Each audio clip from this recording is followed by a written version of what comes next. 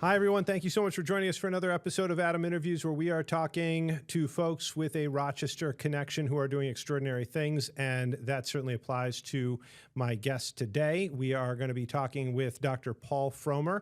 He is a linguist, he was a mathematician, an astrophysicist. And the mathematician and astrophysicist part is very interesting because that's why we have a Rochester connection. And that is that Dr. Frommer went to U of R. And with that, Paul, thank you so much for joining us. We're very appreciative. Thank you, Adam. It's a great pleasure to be here with you. So, U of R, Rochester, I believe you graduated 65, I did. 60s. I did. Yeah. So, what was it like to be in Rochester in the early 60s? Oh, wow. Well, this is ancient history. Yeah, it was my first experience away from home. I grew up in New York City, and I chose the U of R for several reasons. One is that I could major in astrophysics because I was convinced that was going to be my occupation, astrophysicist. Uh, I could also continue studying piano at the Eastman School because that was an important part of my life. Um, I also won a scholarship. I won the Bausch and Lomb scholarship. So those made the U of R a very clear choice for me. And as you mentioned, I started out life as an astrophysics major, wound up as a math major, and I never took a linguistics course. That linguistics became part of my academic life when I began my graduate work at USC in 1971. And that gets us really to why we're having Dr. Frommer on today, though we could talk about many things about his life as they have gone in many different amazing directions. But I suppose what he's most known for nationally and internationally is that he is the creator of the Na'vi language, Very good. which was used in the Avatar movies. And I guess when I watched it, I didn't fully appreciate that there was a complete language happening there, and you created it. And really, James Cameron, the director, came to you with a few words, if I'm not mistaken, and said, Mhm. please make a beautiful language with syntax and Yeah, vocabulary. And how did it go from there?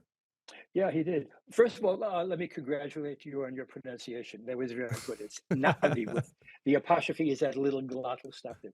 Very good. Yeah. Yeah, Thank uh, this is this goes back to 2005 when I was a professor at USC, but not in the linguistics department, in the Marshall School of Business. I was teaching business communication. And I got wind of the fact that James Cameron was looking for a linguist who could develop a language for a science fiction film. And I essentially applied for the job and I really wanted it and it went well and I got it. So, I mean, yeah, he wanted a language that was absolutely new, a language that sounded nice. Of course, that's very much in the ear of the beholder, very subjective judgment. Um, he wanted a language that would be interesting and unusual, but also learnable by the actors. As you mentioned, he had come up with a few words of his own.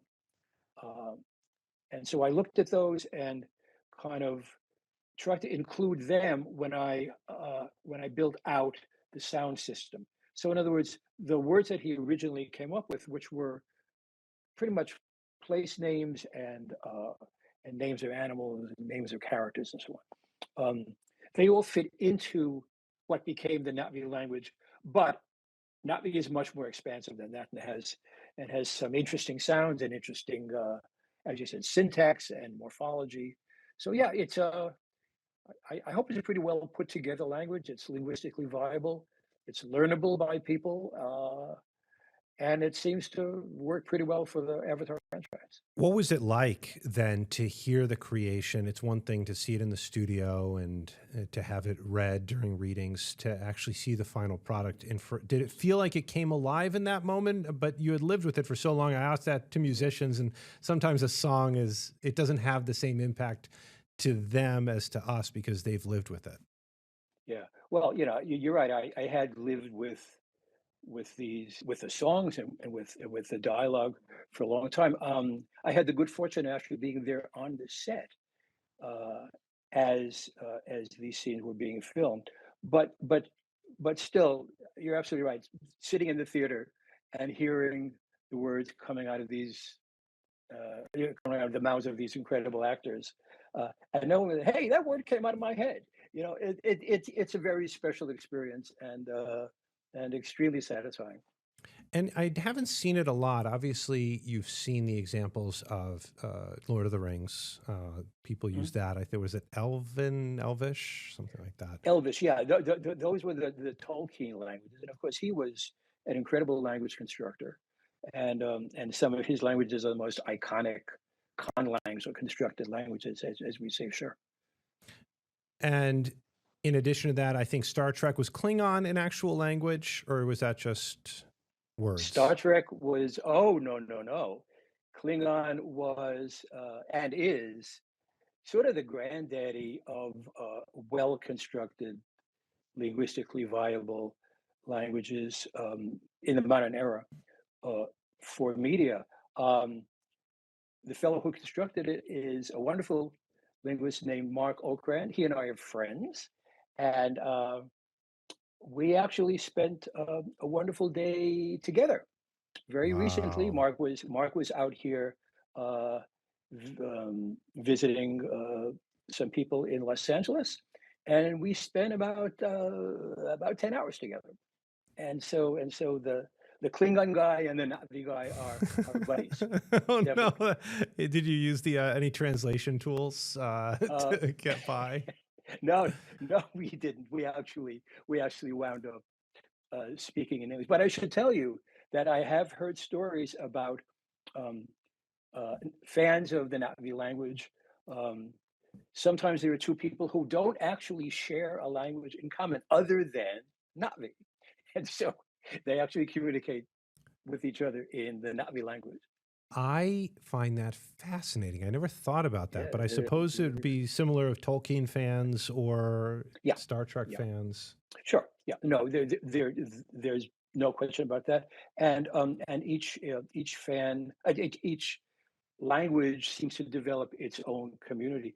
The most current growing community that I'm aware of um, is for a movie that's out recently in the Predator series called Predator Badlands, and there's a constructed language in that movie which is quite extensive, and it actually plays a big role in the movie. It was developed by um, a good friend of mine, Britton Watkins, who began life, or I should began life, who Hmm. uh, who I first met through the Navi community, and now he's become a language constructor of his own. And the language that he constructed, called Yautja, is developing its own community. So, that's the way these things seem to go in the internet age. I was about to say it's funny to me because as the internet started and communication, there was always talk of losing languages, right? As we all start Yeah, to communicate, yeah, and then there was yeah. talk of a universal language or something like that. I can't remember. And it's interesting to me that in a way we're seeing more languages because of this. Yeah. One thing that's been very encouraging, of course, a lot of linguists are engaged in trying to document and preserve and revivify endangered languages, because when a language dies, a whole way of looking at the world kind of dies. Uh, but we found that uh, some of the techniques that are used to build a community online around a language like Navi can also be used to build a community to revive, say, um, an endangered Native American language. There's a wonderful linguistic anthropologist in Canada at the University of British Columbia. Her name is Christine Schreier, and she has had a major anthropological, if you will, interest in the Navi community. She studied the community, and one of the things that that she has been doing is using some of the community building techniques and language encouragement techniques, if you like, for endangered Native American languages. So I think that's a wonderful development, and it really shines a new light on this whole notion of language construction and constructed languages in general. I think so too. No, it's beyond me, especially someone who's desperately wanted to speak other languages and has struggled with it over the years. I find it so impressive that not only did you learn other traditional languages, but created not one, but apparently two, if I'm not mistaken. There's another one in a Disney movie, if as I read on. Uh, I actually, there were a couple. I did a language, a Martian language, Oh, which is called Barsoomian for a movie. I'm not sure you've heard of. It was called John Carter. I Should believe have been so. called John Carter of Mars. Oh, So okay. that was a very different experience because the movie was based on a series of novels by Edgar Rice Burroughs, who's a Tarzan guy. So at the turn of the previous century, there was about 7 or 8 novels uh, about the adventures of this fellow who finds himself on Mars. And so they did a movie which I thought was quite interesting. And so they needed a Martian language for that. I did another language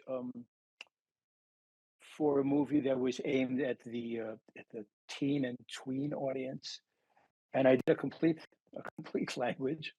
And when I saw the movie in a movie theater, expecting to hear the language, everything was in English. So apparently, at some point, the decision was made. You know what? Oh Let's my just gosh, let's you had just. created a language that wasn't even I used. I did. Oh There were, no. but I said, well, whatever. The film people know what they're doing, and maybe they I thought guess. that their audience would not really enjoy reading subtitles. But anyway, that was the third language, and now I'm happy to say that I'm still getting offers to do new languages. Wow. So yeah, it's a wonderful experience. How did you? I mean, I just obviously I'm impressed. It's the same reason we all obsess over Sherlock Holmes and whatnot. How do you Mm. catalog so much information? First with astrophysics, then with math, and then you're in business, which we're probably not even going to get to really I touch will. on. But Yeah. and then all these languages. I guess did you notice at an early age you were able to retain knowledge differently than other people? Wow. I've never been asked that question before, and that's really interesting. Um, if there's anything I think that kind of makes me so much unique is that for whatever reason I seem to have a certain amount of talent in a lot of different areas. For example, there's language. I wasn't too bad in my math classes. I love music. Uh, I was okay in business. So I can't tell you why I have these interests, but I can tell you that when you get to this stage of life where I am right now, uh, I'm 81. Happily still seem to be doing okay. But having this wide range of interests means that I'm never going to be bored. There are still things uh, in mathematics that I'm determined I'm going to learn, and I Hmm. haven't yet. I'm going to learn Galois theory, and maybe this is the year. Hopefully, I'm going to do it. There are piano pieces that uh, I have had on my bucket list, which I have not yet got to the point where I can actually play and perform. I want to do that. Um, I want to deepen my knowledge of certain languages, like Yiddish, for example, and maybe go back to Mandarin Chinese. So having this wide range of interests is something that's going to keep me going. I'm kind of the opposite of someone who defined himself by his occupation. And then when you reach 65 and the occupation is going to say, who am I? What is my life all about? Uh, Happily, I'm someone who has this wide range of interests, which I hope is going to keep me going a little while longer.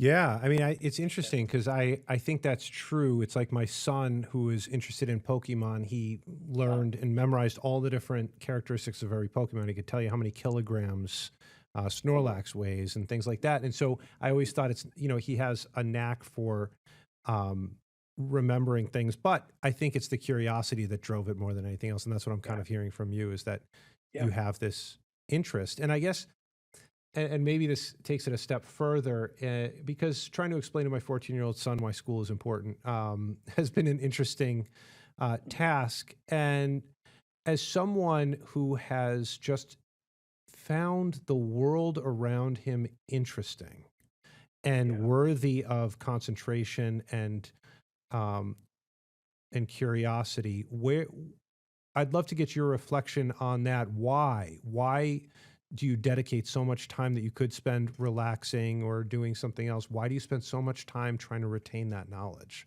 Where does that, why is it worth it? Wow. Yeah. I, I, I, I can tell you that it is worth it to me, and it is important to me. As to why, I don't know. I mean, this is without getting too touchy feely.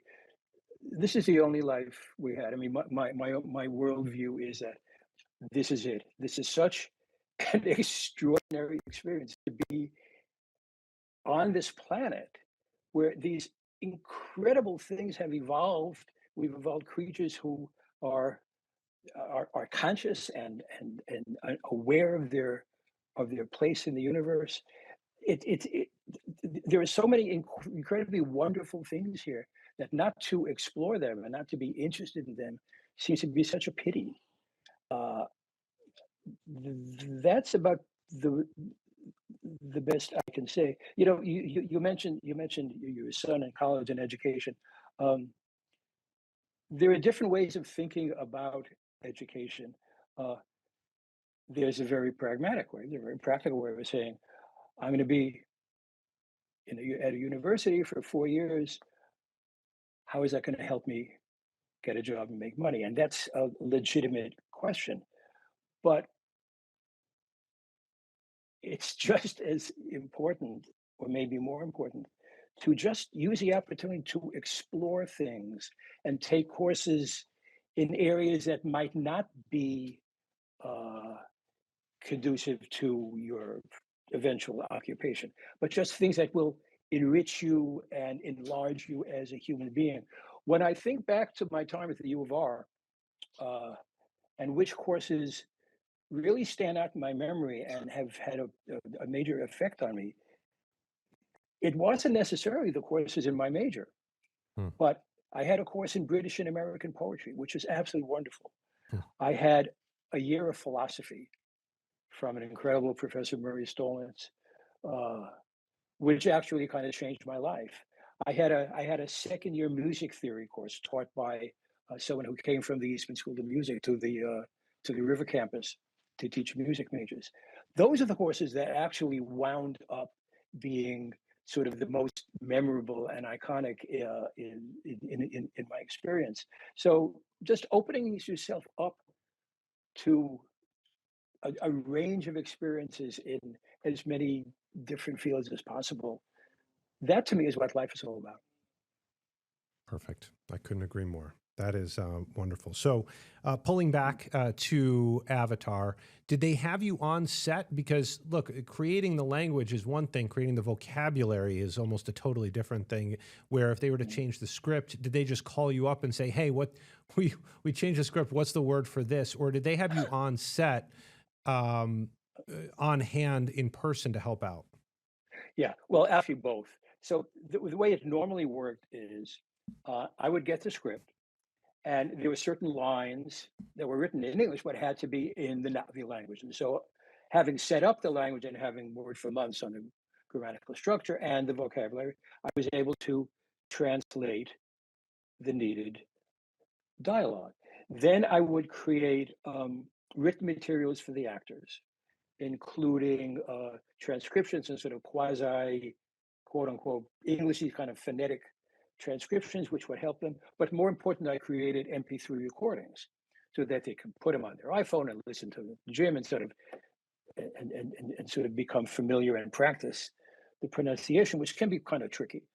Uh, but then, as I mentioned, I was fortunate enough to be on set as these things were being filmed, and of course, there were various takes of any particular scene. And so, between say takes 2 and 3 of a particular scene, I might try to walk up to an actor and say, you know, that was really good, but just make sure that the vowel at the end of this word is a and not ah. Um, sometimes they would be very open to that. Sometimes they would see me coming and sort of walk in the other direction. But They're like, it's a yeah, made up language, Paul. well, believe me, I've heard that before. But yeah, but then there were hair-raising moments where I would be on set and someone would come up to me and say, "We just spoke to Jim, and he decided that there should be a scene where Jake is talking to some of the Natalie warriors, and talking about an experience, and he needs to say this certain phrase. So, what would be the word for?"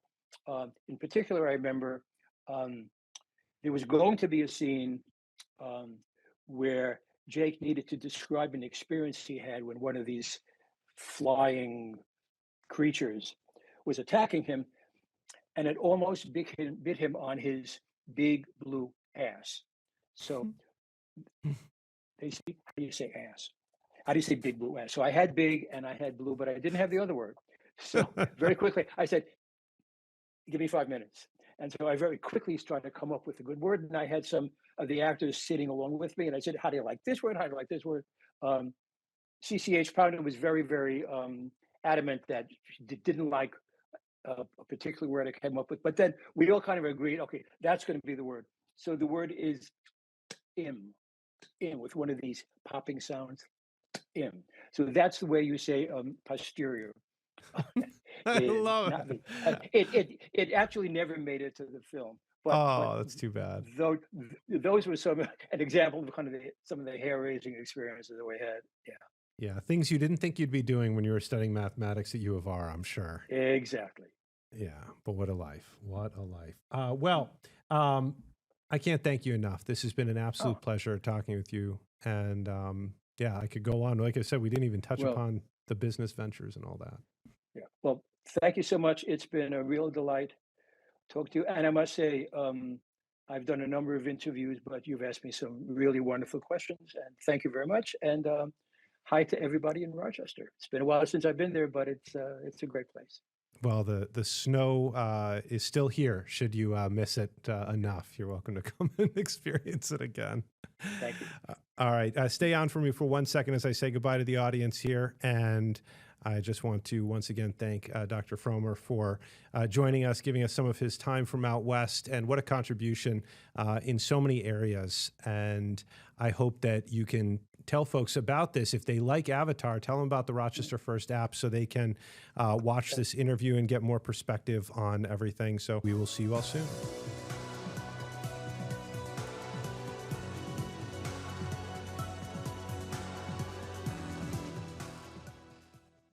Get the Rochester First streaming app today for everything you love from News 8 On Demand, plus exclusive shows you won't see anywhere else. Search ROC and download for free on Roku, Amazon Fire, and Apple TV.